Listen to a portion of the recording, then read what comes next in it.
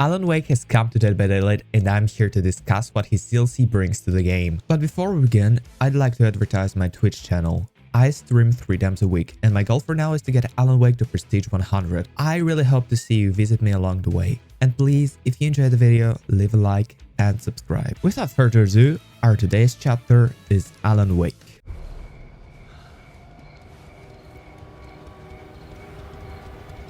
To illuminate my next chapter.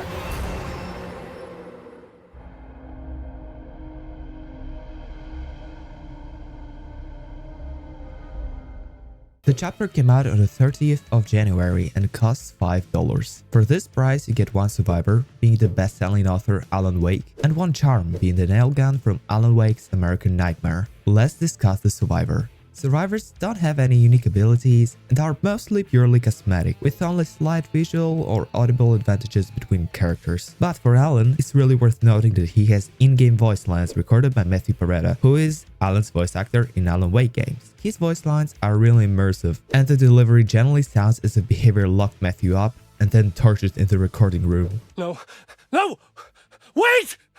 No! Amazing performance. His default skin's color scheme also blends with many maps, which some people may find useful. But Alan is also just very likable, like the like button that you should press right now, wink wink. By the way, did you know that Alan's model in DBD is most likely taken straight from Alan Wake 2? It really shows how good the communication between Behavior and Remedy is, so I can't wait to see what else comes out of their collaboration. Enough talk about Alan himself. What about his perks? Alan comes with 3 perks: Champion of Light, Bin Illumination, and Deadline. Champion of Light is arguably the strongest perk here, while Bin Illumination is probably the weakest one. Deadline is somewhere in between. Champion of Light gives you a 50% haste bonus while you're using a flashlight, and whenever you blind the killer with a flashlight, they get hindered by 20% for 6 seconds. The perk has a 60-second cooldown. This perk is honestly just in the perfect spot, being useful for chases and giving flashlights more use than just blinding.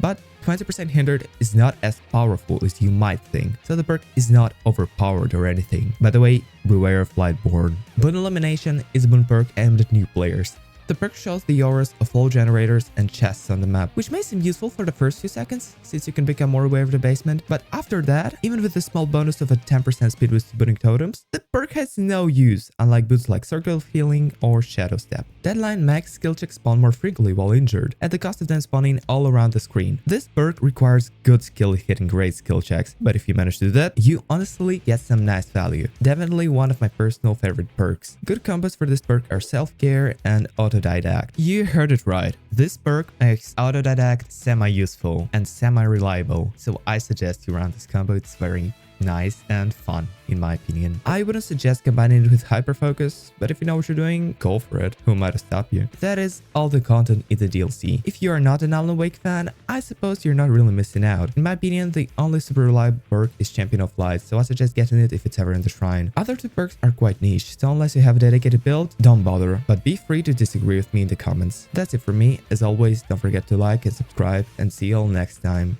Bye bye.